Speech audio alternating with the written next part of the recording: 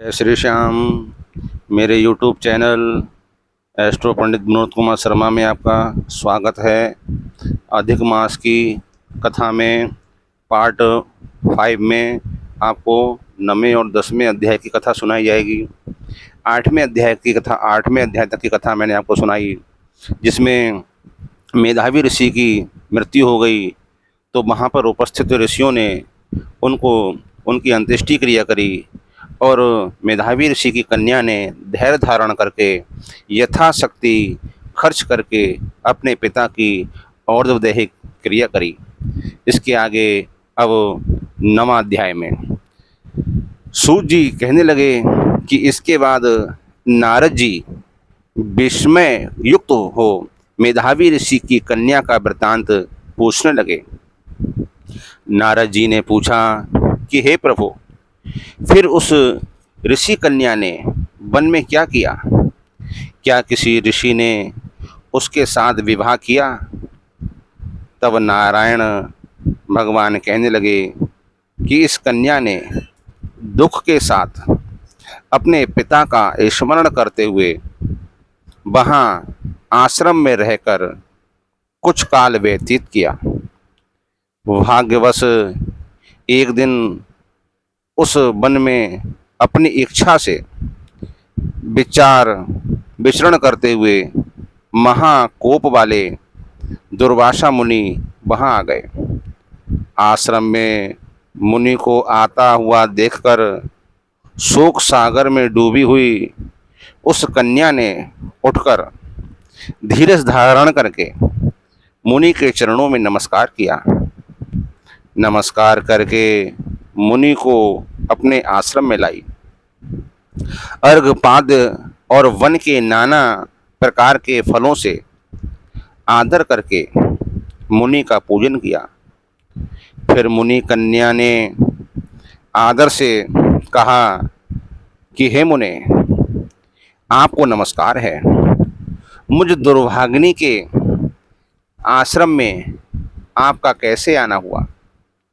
आपके आने से मेरे भाग्य का उदय हो गया, अथवा मेरे पिता के पुण्य प्रताप से मुझको समझाने के लिए आप आए हैं। आप जैसे महात्माओं के तीर्थ रूपी पावों के रजकण को स्पर्श कर मेरा जन्म सफल हो गया। जो आप जैसे महात्माओं का मुझको दर्शन हुआ।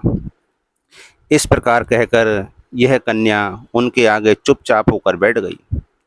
तब दुर्वासा ऋषि कुछ हंसकर बोले, धन धन है हे ब्राह्मण पुत्री, तुमने अपने पिता के कुल का उद्धार कर दिया है। कन्या बोली, हे मुनि, आपके वचनों को सुनकर मेरा कुछ दुख दूर हो गया है। हे मुनि, आप कृपा कर ऐसा उपाय बतलाओ जिससे मेरा दुख दूर हो और मैं दुख शोक की अग्नि की ज्वाला से जल रही हूँ, इस अग्नि को शीघ्र बुझाओ। मेरे हर्ष उपजाने वाला और कोई नहीं दिखाई देता। मुझको धैर्य देने वाली ना तो मेरी माता है, ना पिता है और ना भाई है। मैं दुख से पीड़ित किस प्रकार जीवन निर्वाह करूं? जिस दिशा को देखती हूं वहीं अंधकार दिखाई देता है। अतः हे तपोनिधे, मेरे दुख को दूर करने का उपाय जल्दी बताइए। ऐसा कहकर वह कन्या उनके आगे बैठ गई। दुर्वासा मुनि उसके उपाय के बारे में सोचने लगे। फिर श्री नारायण कहने लगे कि हे नारद, इस प्रकार मुनि कन्या के वचनों को सुनकर मुनि दुर्वासा विचार कर अत्यंत कृपा करके इस बाला को देखकर कुछ हितकारी वचन कहते हैं। ये 9वें अध्याय की कथा का समापन हुआ। 10वें अध्याय की कथा में ऋषि कहने लगे कि हे सुंदरी, अब से तीसरा मास पुरुषोत्तम मास आएगा। उसमें स्नान करने से मनुष्य दुखों से छूट जाता है। इसके तुल्य कार्तिक आदि कोई भी मास नहीं है। सब मास तथा पक्ष और भी जो पर्व हैं पुरुषोत्तम मास की 16वीं कला के बराबर भी नहीं है। 12,000 वर्ष गंगा में स्नान करने से जो फल मिलता है वही वही और सिंह के बृहस्पति में गोदावरी गंगा में स्नान करने से जो फल मिलता है वही फल कहीं भी पुरुषोत्तम मास में एक बार स्नान करने से प्राप्त हो जाता है। यह श्री कृष्ण का प्रिय मास है। इसमें स्नान, दान, भगवान का जप इत्यादि करने से सब मनोकामनाएं पूरी होती हैं। इसलिए तुम भी पुरुषोत्तम मास की सेवा करो। मुनिराज कन्या को ऐसे वचन कहकर चुप हो गए। तब श्री कृष्ण कहने लगे कि हे अर्जुन, मुनि के वचन सुनकर भावों से प्रेरित होकर वह मूढ़ कन्या क्रोधित होकर बोली कि हे मुनि, मुझको आपके वचन ठीक नहीं लगे। माघ आदि मास किस प्रकार थोड़ा फल देने वाले हैं और कार्तिक आदि मास को कैसे कम कर कह सकते हैं आप? क्या सेवा किया हुआ वैशाख मास इच्छित फल नहीं देता? यह तो मल मास सब कर्मों में निंदित है। हे मुनि, सूर्य संक्रांति से रहित मल मास को आप उस कैसे श्रेष्ठ कह सकते हैं? इस प्रकार क्रोध से कहे गए ब्राह्मण की पुत्री के वचनों को सुनकर ऋषि का शरीर जलने लगा और क्रोध से नेत्र लाल हो गए। परंतु फिर भी मित्र की कन्या को श्राप नहीं दिया और सोचने लगे कि कन्या मूर्ख है, अपने हित और अहित को नहीं जानती। पुरुषोत्तम का महत्व जो बड़े बड़े ज्ञानी भी नहीं जानते, तो कम बुद्धि वाले पुरुष और कन्याएं कैसे जान सकती हैं?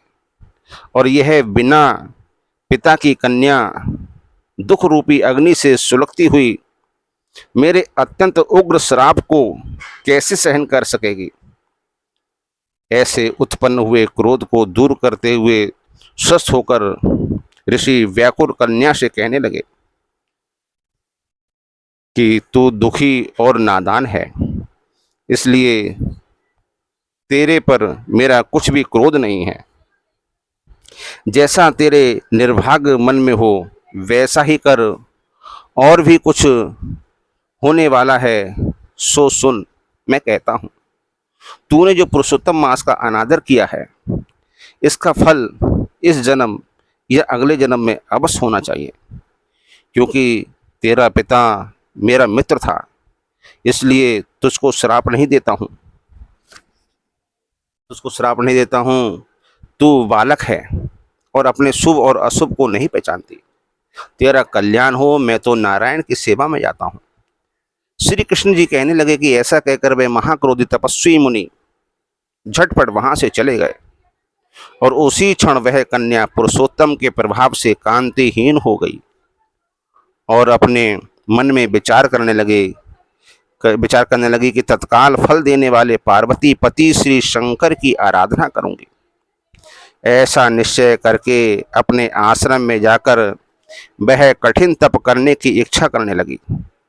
सूत जी कहने लगे कि वह कन्या प्रबल मुनि के वचनों को निंदित कर तथा बहुत फल वाले विष्णु और सावित्री पति ब्रह्मा को छोड़कर अपने वन आश्रम में केवल भगवान की शंकर की सेवा करने लगी।